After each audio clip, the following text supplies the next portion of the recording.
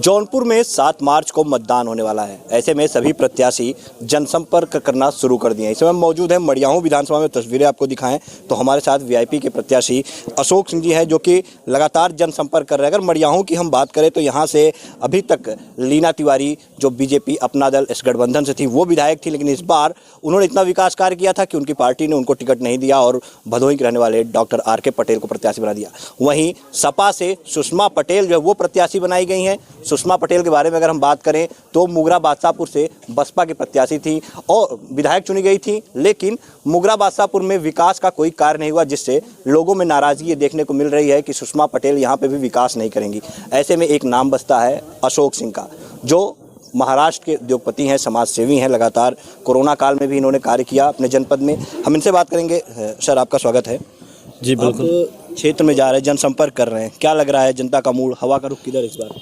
मैं 10-15 साल से सेवा मड़ियाहूं विधानसभा में बराबर से आता जाता रहता हूं। मेरा मड़ियाहूं विधानसभा मेरा निवास स्थान है। मैं यहीं से बीएनबी इंटर कॉलेज से पढ़ा हूं। मैं यहाँ की स्थिति को अच्छी तरह से जानता हूं।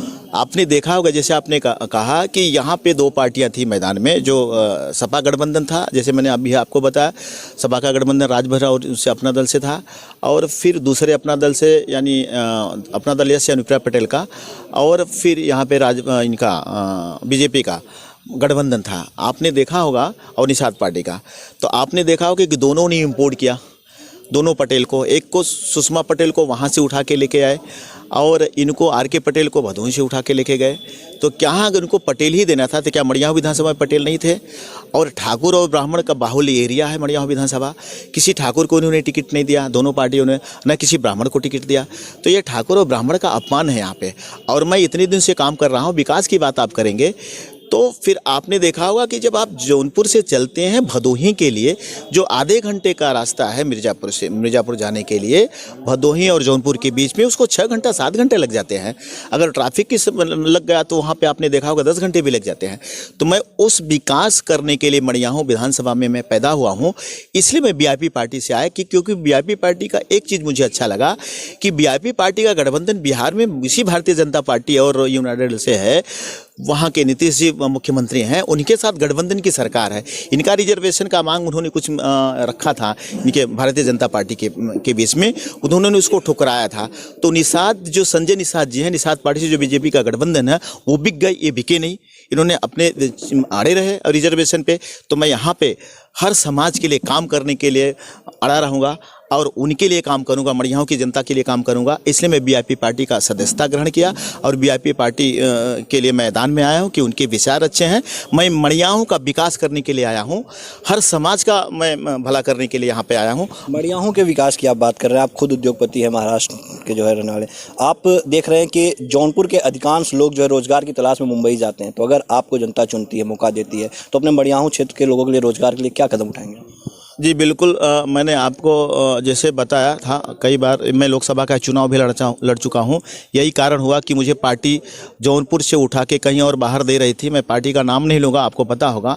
मैं 3 बार बहुजन समाज पार्टी से 2 बार लोकसभा लड़ा हूं, 1 बार विधानसभा लड़ा हूं। रामपुर खास से वहाँ से मुझे बलि का बकरा बनाया गया था। मड़ियाहूं विधानसभा में काम कर रहा था। तो मैं 2019 से 5 दिन पहले जब मेरा टिकट कटा तो मैं निर्दल प्रत्याशी के रूप में मैदान में आया, इसलिए बताने के लिए कि मैं भागने वालों में से नहीं हूं। मैं इस जनता के बीच काम करने के लिए आया हूं। मैं कहीं और किसी प्रतापगढ़ या कहीं और नहीं जाऊंगा। मैं यहां से चुनाव लड़ गया। तो मैं जौनपुर के एक मैं गांव को जानता हूं, अच्छी तरह से जानता हूं। मैं इसलिए आया हूं कि मड़ियाहूं विधानसभा का विकास हो। मड़ियाहूं में जो रोड की समस्या है उसको हम पूरा करने का काम करेंगे। मड़ियाहूं में जो पानी की व्यवस्था है कि पानी कहीं कहीं किसी गाँव में पानी के नल नहीं है, मैंने काम किया है। तो आप मुझे उद्योगपति का नाम दे रहे हैं। यहाँ के बहुत सारे लोग बॉम्बे में उद्योगपति हैं, वो पैसा कमाते हैं, लेकिन अपने ज़िले के लिए, अपने विधानसभा के लिए कुछ नहीं करते हैं। मैं वो काम करने के लिए आया हूँ, कर रहा था। मैं कोरोना पीरियड में 3 महीना कंटिन्यू अपने पैसे से लोगों तक, गरीबों तक किट पहुँचाने का काम किया।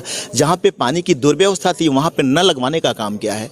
मैं यहाँ पे रास्ता तो मेरे हक में नहीं था कि मैं रोड बनाता था, क्योंकि मैं न मेंबर ऑफ पार्लियामेंट हूँ और न मैं असेंबली का मेंबर हूँ। तो मुझसे जो हो सकता है, मेरे ट्रस्ट से जो हो सकता है, मैंने वहाँ पे कोरोना पीरियड में काम किया है। तो मैं वही सरकार में जाके मड़ियाहू की जनता की आवाज़ बन के मैं मड़ियाहू विधानसभा भवन में जाना चाहता हूँ। यहाँ के लिए काम करूँगा, मड़ियाहू विधानसभा के लिए काम किया। जो इंसान अपने गाँव के लिए नहीं कर सकता वो देश के लिए कभी नहीं कर सकता है। इसलिए मैं मड़ियाहू विधानसभा का हूँ। मड़ियाहू विधानसभा के लिए पहले मैं उसको मड़ियाहू विधानसभा में उसको प्रगति के रूप में देखना चाहता हूँ, उसका विकास देखना चाहूँगा। जब मैं मड़ियाहू का विकास करूँगा तो सारे देश का विकास होगा। जी हाँ, बिल्कुल। तो ये थे अशोक सिंह, जो वीआईपी पार्टी प्रत्याशी। इन्होंने साफ तौर पे बताया कि इनसे जितना हो सकता था, इनके ट्रस्ट से जितना हो सकता था, उतना विकास कार्य इन्होंने अपने क्षेत्र में किया। लेकिन ये जनता की आवाज़ बन के विधानसभा में जाना चाहते हैं और जनता के लिए, अपने क्षेत्र के लिए कुछ करना चाहते हैं। वीडियो जर्नलिस्ट मसूद के साथ राजन मिश्रा, जौनपुर।